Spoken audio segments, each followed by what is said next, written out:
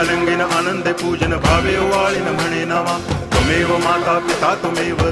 बंधुश्च सखा त्वमेव विद्या तरुणं त्वमेव सर्वं मम देव कायेन वाचा मनसेन्द्रियैर्वा बुद्ध्यात्मना वा प्रकृति स्वभावात् करोमि यद्यत् सकलं परस्मै नारायणायति समर्पयामि अच्युतं केशवं रामनारायणं कृष्णदामोदरं वासुदेवं हरि गिरिधरं माधवं गोपिकावल्लभं जानकीनायकं रामचन्द्रं भजे हरे राम राम